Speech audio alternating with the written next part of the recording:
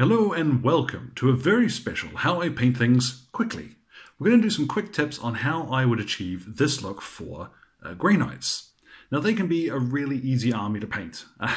Silver armour takes no time at all, and from then on it's really just filling in the details the way that you like. Now as you can see, there are a few bits that I have left, deliberately. I haven't finished them off, so any black areas or what have you, but that's because I'm more concentrating on the bits that are unique to this particular model. As well, I could probably have assembled them a little better. The poses on these guys are really sort of active and rich, but I seem to have messed mine up a little bit. Blocking his body like that, it's not the coolest look, but you can decide how you want to build yours, of course. But without any more messing around, let's get a quick look at the paints we're going to use and how we'll achieve this nice blue steel armour. Now to start off by base coating the miniature, I've used lead belcher spray. You don't have to use it. If you've got black or something, you can just paint a couple of thin coats of lead belcher over the top of that. But if you're going to be painting an army of Grey Knights, just pick up the spray. It will save you so much time. Then what we're going to do over the top is a quick layer of Ironbreaker. Now you can work straight from lead belcher, but I'm going to use Ironbreaker just to smooth this out a little bit and make it a fraction brighter. Okay, we really want a nice crisp silver for these Grey Knights. We'll then go over the top of that with some Drakenhof Nightshade, and then a quick dry brush of Necron Compound. Now this cheerful looking chappy on the end, this is Vallejo Model Air Chrome. Now I'm going to use the air paint. You can pick up their ordinary metallics, but I think their air paints tend to be just a little smoother, and they work really well coming off a brush. This is a purely optional step, but it's one where if you want to highlight, say, characters, important leaders, this will really do the business, okay? This stuff practically glows. It is so shiny. So we'll leave that one to last. Let's get on to the Ironbreaker and get started. So starting off with just a little bit of Ironbreaker in our brush. You don't need to water this down if I'm totally honest. You're just looking to quickly overbrush this on the whole model, or anywhere that's going to be silver anyway. Don't worry too much if you don't end up covering the old tabards and what have you. You might not notice much of a change. So that's why this one, you can work from the silver if you do want to. But I'm going to go around now and we'll get this nice and shiny before our next step. Now after a few minutes just to dry and make sure that that's going to, stick to the model before we put the wash on, this is what we've got. Still nice, bright and shiny, okay? So it might not look like much is happening, but I promise when it dries, it'll make a little difference. So we've got now, I'm going to use any old big brush I like. We are going to shade this whole miniature, so find one that's going to do, a decent chunk of a model at once. You don't need to be mucking about with a little brush for this. And same as always, you're looking to cover the entire model. Don't worry too much if you do miss like the tabard and what have you. When I say the entire model, everything that's going to be silver. Okay, so cruise around now and into all of the recesses. Now I've given that about an hour to dry. I went off and did something else for a little bit because you really need this to be dry. If we go ahead and we overbrush over the top of this while any of that Drakenhof Nightshade is still wet, we're going to pick it up and smear it all over the model, and that's not really what we want. So I've got my Necron Compound, and I'm not going to take most of it off like I normally would. I really want to work it into the bristles, but we want to leave a fair bit of this behind because what we're going to do is bring that back up to silver, but we want to leave that nice hint of blue in the recesses. So we've got that kind of faked out blue steel effect. You'll see it gets quite shiny on the camera here.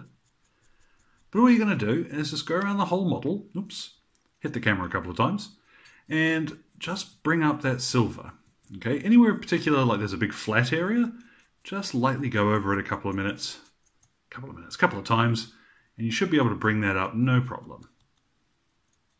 Now that is really the ins and outs of how I do Grey Knight armour. It's really quick. Drying time aside, this is probably one of the easiest ways of painting armour there is. And it still leaves you that nice bit of shading, a little bit of colour, and it looks pretty cool. Once all the other details are done, I think this will look to business. Now I've got here as well that little bit of chrome that I mentioned earlier, and I've just got a small layer brush, because what I'm going to do here, let's pick the hard edge of his helmet, if you want to do any extreme highlights, get in here and you can do your edge highlights with chrome. And they will sing. It's a little hard to see on the camera, but I promise there is a bit of a difference there. Now, one place that you will definitely see the difference in colour is the chrome on the sword there, and then this is what we would have had sort of dry brushed. So it is an incredibly sharp difference. What I've got here is a little bit of Guilliman blue, and I'm just going to load up my, medium layer brush. And I'm just going to start from the tip and drag it down towards the base, where I get a little bit of it collecting at the bottom there.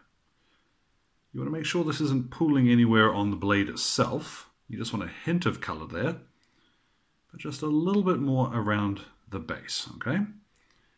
That will help you fake out a nice power sword effect.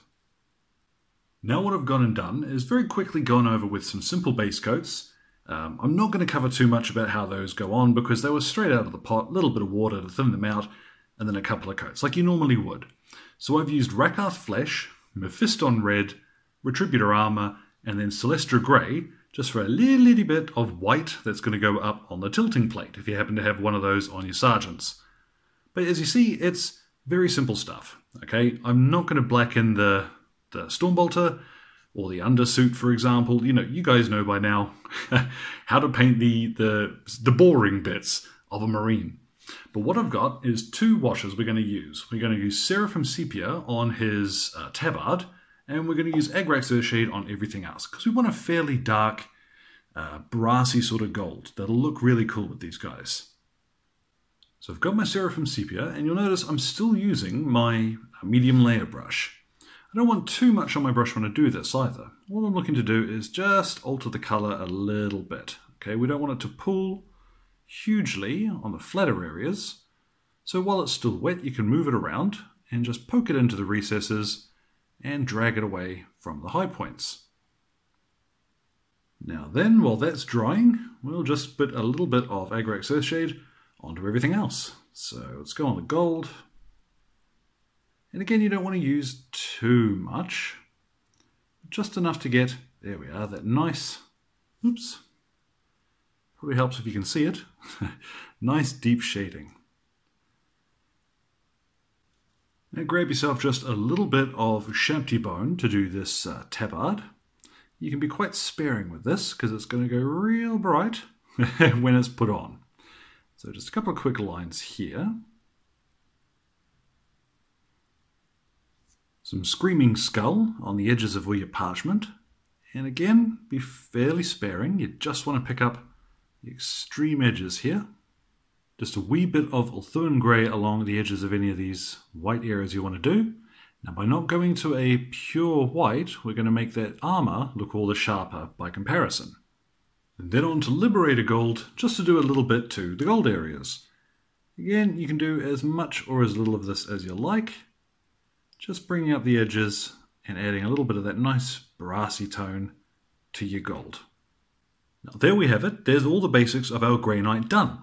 Obviously you can paint in any black areas like you want to, and if you have any red casings on weapons, then Evil Sun's Scarlet is a really good red to use to highlight those. That's all it takes, okay? Nice quick show off on how to achieve that, and like I said, it's not totally finished, but I'm sure you guys can fill in how you want to finish the rest of those little details off. So as ever guys, hopefully something there was helpful to you. These little quick tip versions I think are kind of handy. You know, they just let me get out something to show you guys that doesn't necessarily need a whole video by itself. As ever though, you can drop your thoughts, your comments and what have you into the old box below.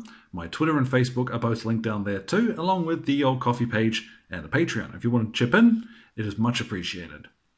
So, as ever guys, thank you very much for your time, and you enjoy the rest of your day.